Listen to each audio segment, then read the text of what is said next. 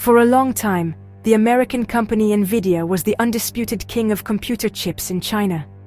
These weren't just any chips. They were the powerful brains behind the artificial intelligence revolution, the engines that powered everything from advanced scientific research to, the apps on your phone. Nvidia's dominance was almost total, controlling an astonishing 95% of the AI chip market in the world's second-largest economy. This massive market was not just a source of revenue, it was a deep and intricate network of collaboration, innovation, and shared technological progress. Chinese companies, from small startups to internet giants, built their entire AI ecosystems on the foundation of Nvidia's powerful technology. This relationship, which once seemed unbreakable, has now completely shattered. In a stunning turn of events, Nvidia's CEO, Jensen Huang, recently confirmed the unthinkable. The company's market share in China has plummeted from that dominant 95% all the way down to zero. It is a market collapse of historic proportions, a sudden and complete disconnection from a country that represented a huge portion of its business. This was not a gradual decline caused by a competitor or a shift in consumer preference. Instead, it was a direct consequence of a series of deliberate policy decisions made thousands of miles away, decisions that have redrawn the map of the global technology landscape. The impact of this withdrawal is, honestly, difficult to overstate. Imagine a city where nearly every car runs on a specific brand of fuel, and then, overnight, that fuel is no longer available. This is the situation Chinese tech companies found themselves in. They had invested billions of dollars and countless hours of engineering effort to optimize their systems for Nvidia's chips. Now, they are forced to scramble for alternatives, a process that is both costly and time-consuming. For Nvidia, the financial loss is immense, but the strategic loss is arguably even greater. It has been locked out of a market that is not just large, but also one of the most dynamic and innovative AI hubs on the planet. As Jensen Huang put it, Nvidia is now 100% out of China, calling it a temporary goodbye. But the forces that led to this moment suggest it may be anything but temporary. This is not just a story about one company's misfortune. It is a critical chapter in the unfolding story of global technological competition. It reveals how quickly geopolitical tensions can sever deeply integrated economic ties, and how government actions can fundamentally alter the course of an entire industry.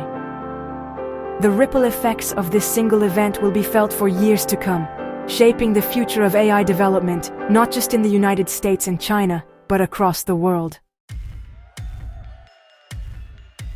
The downfall of Nvidia's China business began with a series of escalating rules enacted by the United States government. These regulations were designed with a clear goal to slow down China's progress in developing advanced artificial intelligence, particularly for military applications. US policymakers grew concerned that American technology was being used to build systems that could one day challenge its own strategic advantages. The first major step came in 2022, when the Biden administration restricted the export of Nvidia's most powerful AI chips, the A100 and H100 models. These chips were the gold standard for training large-scale AI models, and cutting off their supply was a direct blow to China's AI ambitions. In response, Nvidia did what any smart company would do: it adapted. The company quickly designed a less powerful, China-compliant version of its chip, called the H20, which was carefully engineered to fall just below the performance thresholds set by the US rules. This was an attempt to keep its foot in the door of the lucrative Chinese market while still respecting the new regulations. However, the US government continued to tighten its grip. By April 2025, the new Trump administration expanded the controls, requiring licenses for even these modified chips. The rules became not just a barrier, but a moving target that was increasingly difficult for companies to navigate. The situation became even more complicated in August 2025. The US administration introduced a new, unprecedented condition for granting export licenses. It allowed companies like Nvidia to sell their compliant H20 chips to China, but only if they agreed to pay a 15% tax on all their Chinese sales revenue directly to the US government. This policy effectively turned a regulatory hurdle into a financial penalty, making it even less attractive for Nvidia to do business in China. This move was seen by many as a direct attempt to not only control technology, but also to financially weaken American companies that relied heavily on the Chinese market, forcing them to choose sides in a growing economic conflict. These successive layers of restrictions created a climate of deep uncertainty. For Nvidia, planning for the future became nearly impossible. Every new chip design and every sales strategy had to be weighed against the risk of another sudden policy change from Washington. The rules, intended to curb China's technological rise, also ended up building a wall around one of America's most innovative companies. It cut Nvidia off from a massive pool of customers and collaborators, effectively forcing the company to abandon a market it had spent decades building.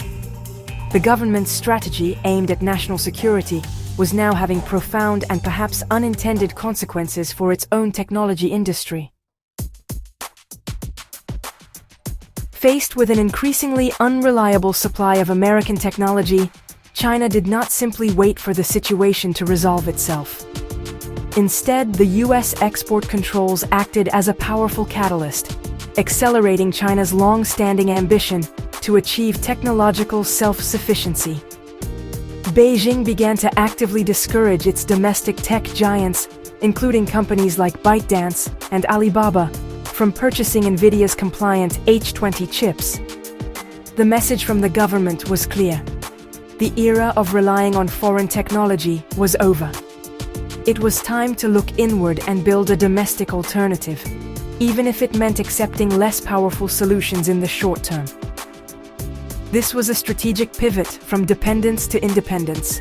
This government-led push created a massive opportunity for Chinese chip makers. Companies like Huawei and Cambricon Technologies, which had been developing their own AI chips for years, suddenly found themselves with a captive market. With Nvidia pushed out, these domestic firms became the default choice for Chinese companies desperate for the computing power needed to run their AI models. The government poured vast resources into these national champions, funding research and development and ensuring a steady flow of orders. The US controls, meant to slow China down, ironically sparked a fierce, state-backed race to catch up and ultimately surpass American technology. China also began to use its own regulatory powers as leverage. In July 2025, security concerns were raised over Nvidia's H20 chip, leading to a summons from China's Cyberspace Administration. Then, in a move that signaled a deeper hardening of its stance, Chinese regulators launched a formal anti-monopoly investigation into Nvidia's acquisition of Mellanox, a deal that had been completed 5 years earlier. These actions sent a chilling message to all American tech companies operating in China. The business environment was changing, and access to the Chinese market could no longer be taken for granted. China was showing that it too could create regulatory hurdles. Beyond regulatory actions, China retaliated by imposing its own export controls on critical materials. Beijing placed strict limits on the export of rare earths, which are essential components in a wide range of technologies, including semiconductors. This move was a mirror image of the US chip controls, demonstrating that supply chains are a two-way street. By leveraging its dominance in the production of these key minerals, China signaled that the technology conflict could escalate further, with potentially severe consequences for global manufacturing. The unplugging of Nvidia was no longer a one-sided affair. It had become part of a larger tit-for-tat economic struggle. Nvidia's CEO, Jensen Huang, has been one of the most outspoken critics of the US policy, warning that a strategy designed to hobble China could ultimately backfire and cause significant harm to the United States. He argues that by denying China access to American technology, the US is not only losing a massive market but also inadvertently spurring the creation of a powerful, independent competitor. China will not simply abandon its AI ambitions. It will double down on building its own chips, its own software, and its own technology ecosystem. In the long run, American companies will not be competing against Chinese firms that use US technology, but against a completely separate, state-supported tech stack. Huang has emphasized that this isolationist approach is a strategic mistake. He points out that China is home to roughly half of the world's AI researchers and represents the world's second-largest computer market. Preventing this vast pool of talent from building on American technology is, in his view, counterproductive.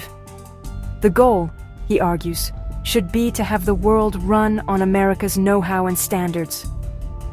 When Chinese companies build their AI systems using Nvidia's chips and software, it solidifies the dominance of the American technology ecosystem. By forcing them to develop their own, the US is essentially giving up its greatest competitive advantage. The consequences of this technological decoupling extend beyond just economics. A world with two separate, competing technology ecosystems, one American and one Chinese, could lead to a fractured internet, incompatible standards, and a slowdown in global innovation.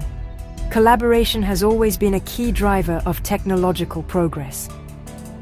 When researchers and engineers can no longer share ideas and build on each other's work across borders, the pace of discovery for everyone slows down. A problem that could have been solved through global cooperation might instead remain unsolved as each side works in isolation, duplicating efforts and hindering progress for humanity as a whole. Ultimately, Huang's perspective calls for a more nuanced approach, one that balances national security concerns with the benefits of economic cooperation. Strict, sweeping rules that completely sever ties may feel like a strong move, but they can create unintended consequences that are worse than the original problem.